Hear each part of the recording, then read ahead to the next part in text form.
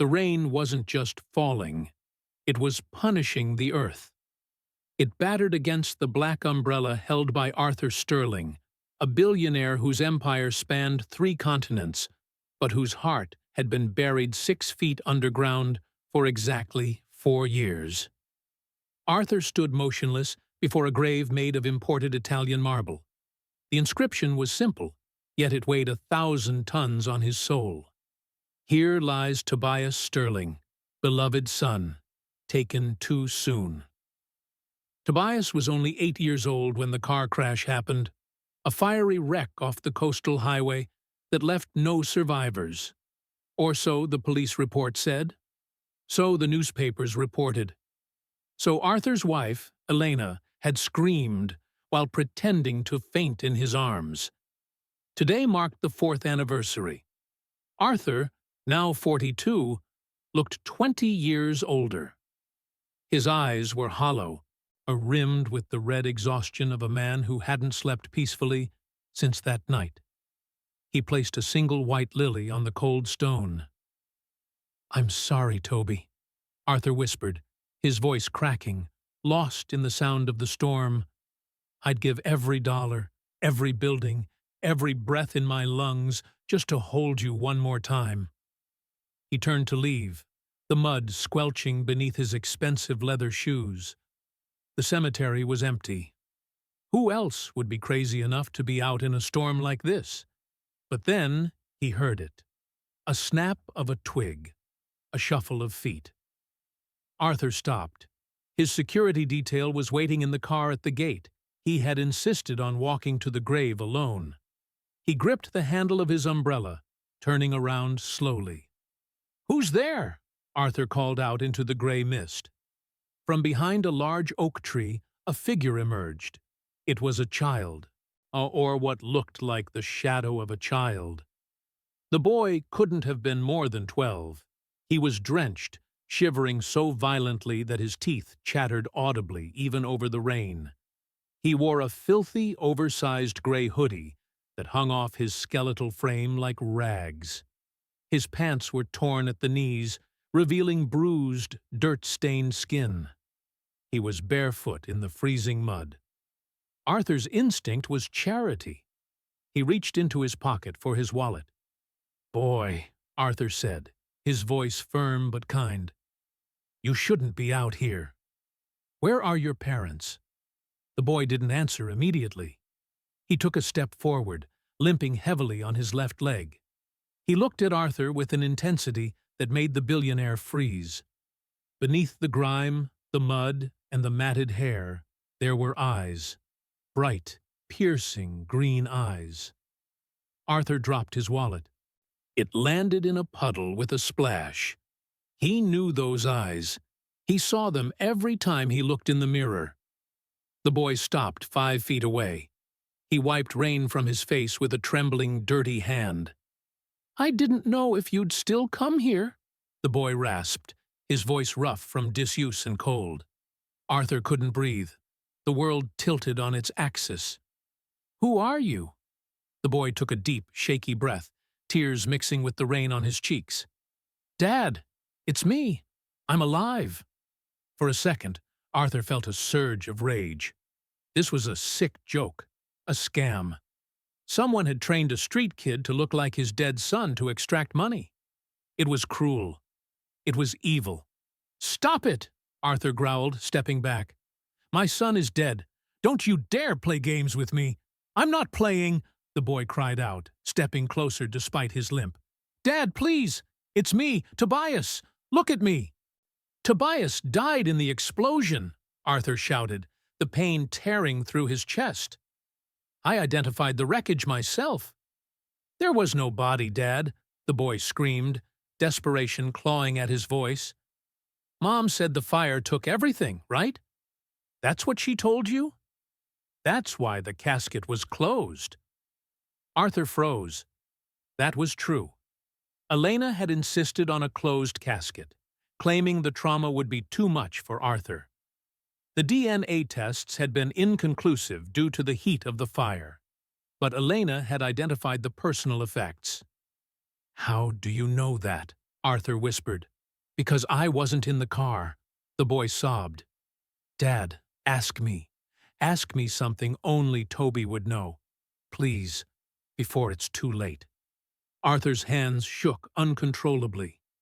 He looked at this homeless child, smelling of garbage and rain, and tried to find the chubby, a happy boy he lost 4 years ago.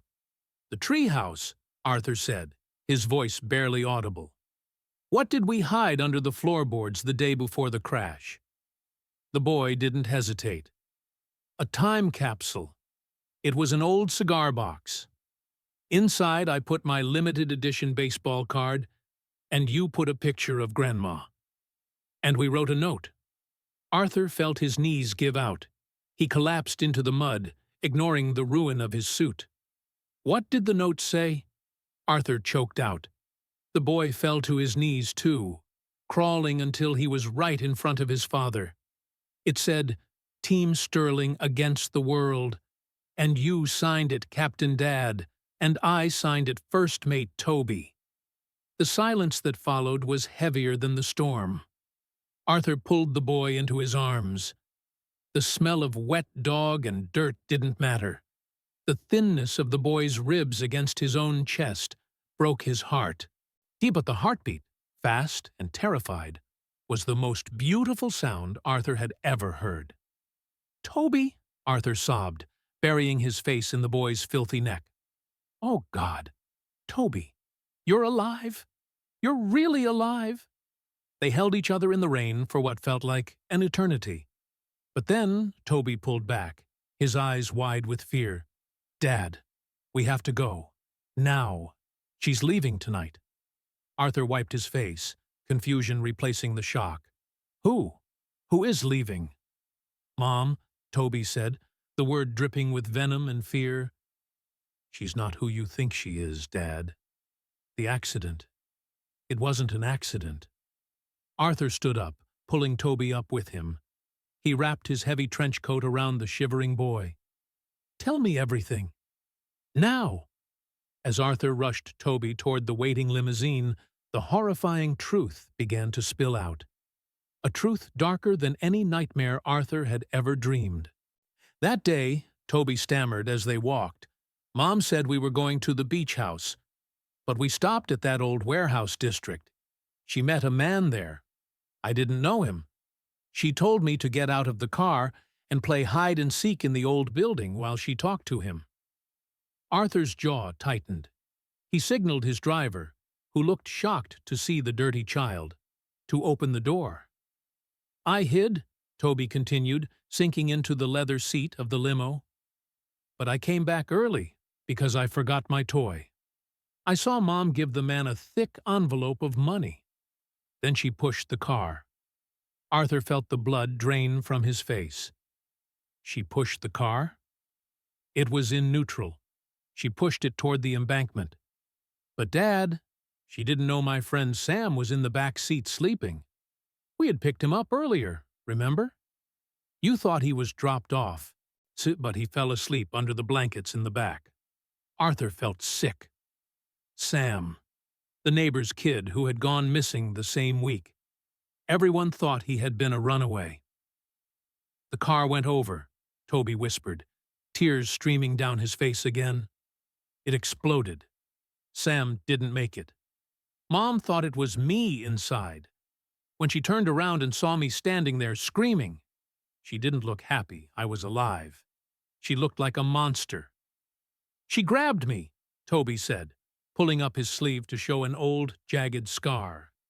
She said, if I told anyone, she'd kill you too. She said she did it for the insurance money and because she wanted to be with that man. She drove me 2 towns over, threw me out on the street with $20, and said if I ever came back, she'd finish the job. Arthur clenched his fists so hard his knuckles turned white. Elena, his wife, the woman who had cried on his shoulder for 4 years, the woman who was currently at their penthouse packing for what she called a charity trip to Switzerland. I was 8, Dad, Toby cried. I was scared. I ran. I learned to eat from dumpsters. I slept under bridges. I wanted to come home every single day, but I was afraid she'd hurt you. But yesterday, I saw a newspaper in a trash can. Toby reached into his pocket and pulled out a wet, crumpled piece of newsprint. The headline read, "Elena Sterling to inherit full control of Sterling Corp. As husband steps down due to grief. She's going to take everything, Dad, and she's leaving the country tonight with that man. I saw him in the photo with her. That's the guy from the warehouse." Arthur looked at the paper. Then he looked at the digital clock in the car. It was 6:45 p.m., where Helena's private jet was scheduled to leave at 8 p.m. Driver. Arthur's voice was low, dangerous, and terrifyingly calm. "Get us to the airfield. Ignore the speed limits. Just drive." The limousine tore through the rain-slicked streets like a bullet. Inside, Arthur called the chief of police, a personal friend. He didn't explain everything, just enough. "Meet me at the airfield. Bring a warrant. I have the witness to the murder of Sam Miller." Arthur held Toby's hand the entire way. He looked at the scars on his son's knuckles, the hollows of his cheeks. Every bruise was a testament to his own failure to protect him. Guilt consumed him, but it was quickly being overtaken by a cold, burning fury. They arrived at the private airfield at 7:40 p.m. The rain was torrential now. Across the tarmac, the engines of a sleek Gulfstream jet were already whining, preparing for taxi. A black SUV was parked near the stairs. "Stay here," Arthur commanded Toby. "No," Toby said, gripping his hand. "I'm not afraid of her anymore. Not with you." Arthur nodded. They stepped out into the storm. Near the steps of the jet, a woman in a white fur coat stood laughing with a tall man. It was Elena. She looked radiant, victorious. She was holding a glass of champagne, celebrating the victory of her long con. "Arthur!" Elena shouted over the wind as she saw him approaching. She didn't see Toby yet. He was hidden behind Arthur's long coat. "Darling, you're late to see me off. I told you, the board meeting is—" "There is no meeting, Elena," Arthur yelled, stopping 10 yards away. Elena's smile faltered. The man beside her, her secret lover, stepped forward aggressively. "Who is this, Elena? Why is he here?" "It's over," Arthur said, his voice cutting through the wind. "I know about the car. I know about Sam." Elena's face went pale, purely white. She dropped her champagne glass. It shattered on the tarmac. You're delusional with grief, Arthur. Go home and take your pills." "I'm not delusional," Arthur said. He stepped aside. Toby stepped forward. For a moment, time stopped. Elena stared at the boy she had sentenced to death, the boy she had thrown away like garbage.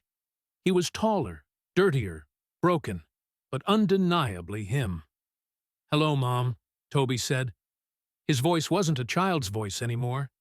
It was the voice of a survivor. Elena let out a sound that wasn't human, a gasp of pure terror. She stumbled back, grabbing her lover's arm.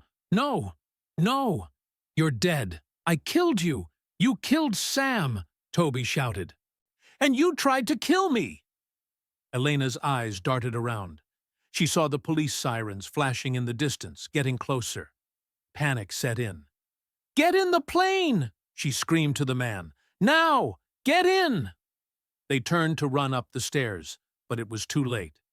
Police cars screeched onto the tarmac, blocking the runway. Officers poured out, guns drawn. "Freeze! Police!" Elena froze on the stairs. She looked back at Arthur, her face twisting from fear to hatred. "He was supposed to die," she shrieked, pointing at Toby. "He was a burden. He ruined my life. I deserved that money." Arthur walked up to the stairs, shielding Toby. He looked at the woman he had married, the woman he had mourned with. He felt nothing but disgust. You deserve nothing, Arthur said coldly, except a cell. The police swarmed them. Elena was handcuffed, screaming obscenities, kicking and spitting. The man was tackled to the ground. As they were dragged away into the flashing lights of the police cruisers, the storm began to break. The heavy rain slowed to a drizzle. Arthur turned to Toby. He knelt down on the wet tarmac, ignoring the chaos around them. He took off his coat and wrapped it tighter around his son. "Is it over?" Toby asked, his small body sagging with exhaustion. "The bad part is over," Arthur said, brushing the wet hair from Toby's forehead. "But for us? It's just beginning. I missed 4 years of your life, Toby. I promise you, on my life, I will never miss another second."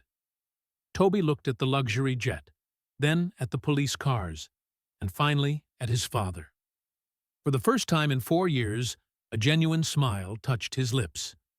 "Can we go home, Dad? I'm really hungry." Arthur smiled, on tears filling his eyes again.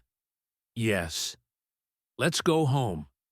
We're going to get you the biggest cheeseburger in the city. Maybe 2. Elena was sentenced to life in prison without parole for the murder of Sam Miller and the attempted murder of her son. The story of the boy who came back from the dead made headlines around the world. But Arthur didn't care about the news. He stepped down as CEO, handing the company to a board of trustees so he could focus on what truly mattered. Weeks later, Toby was clean, healthy, and safe. He still had nightmares, but when he woke up screaming, Arthur was always there, sitting in the chair next to his bed, holding his hand.